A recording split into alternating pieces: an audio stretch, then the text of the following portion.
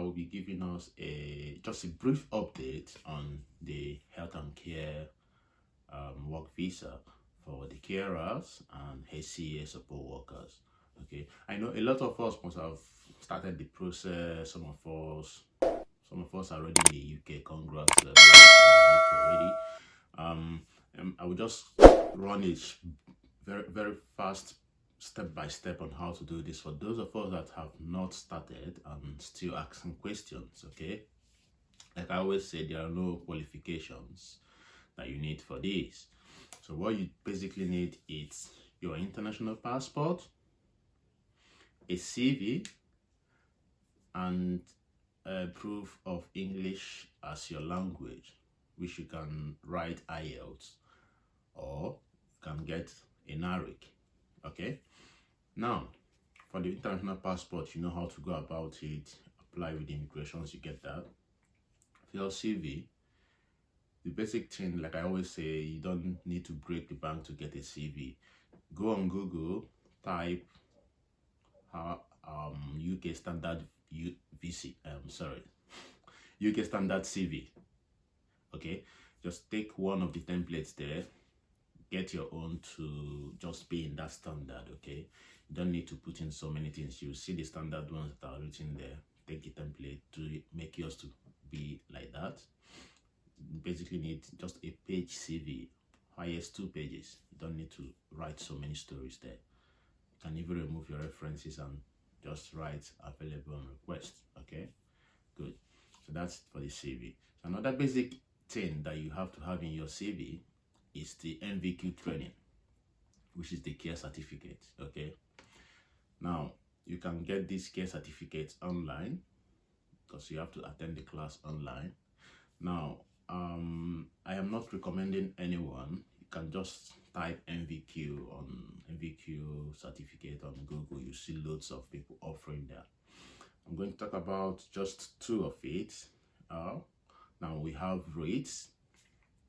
Now rates, basically, like I say, they all offer the same thing. Okay, now for rates, I think the price is £1,000.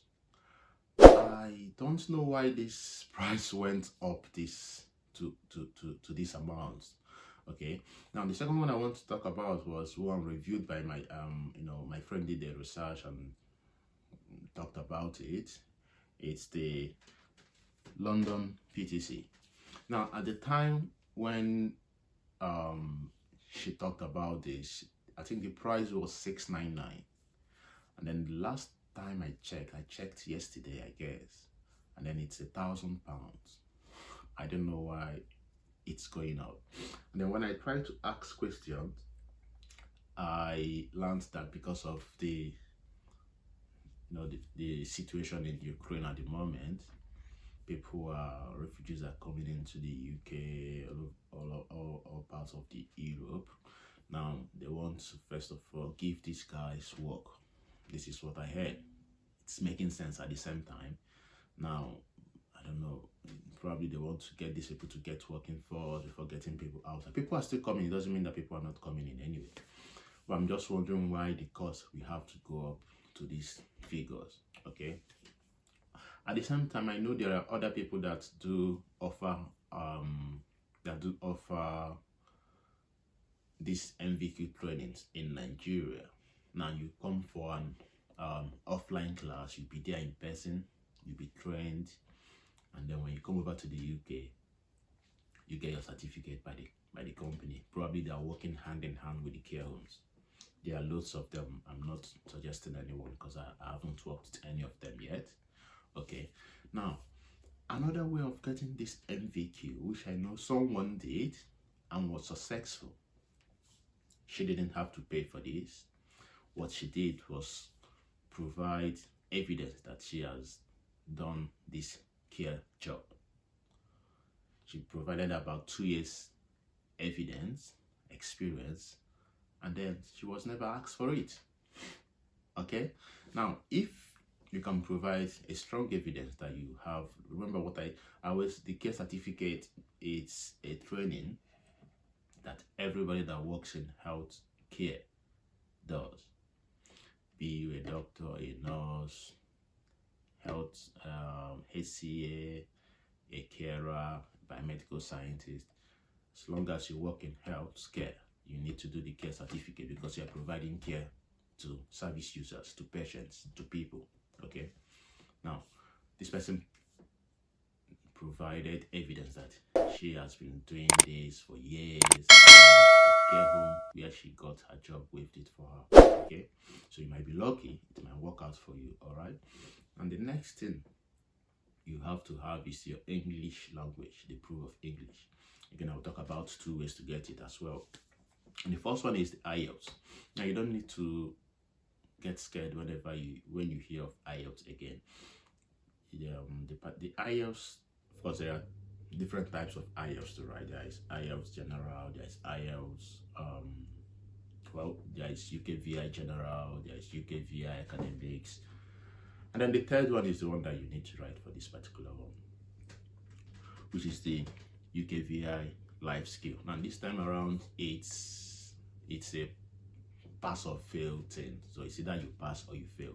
But most times you pass because they need a very low band for you to pass. Okay. And I think the cost for that one is about 80 to 90,000 naira. Okay. So with that, you can get your UKVI, your Ielts results ready. Okay. Now, if you don't want to write the Ielts, there is another option for you. However, I think that one is costlier.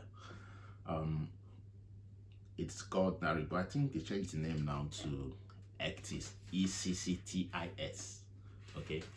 Now, basically, what you need to provide here is just to say that I know how to speak English. I've been studying in English. All my lectures were taken in English. My exams were taken in English. Provide documents to support that, and that's it. And basically, what you need is a letter from your uni proving that your mode of communication and the mode, the language that was used in teaching you in school was English.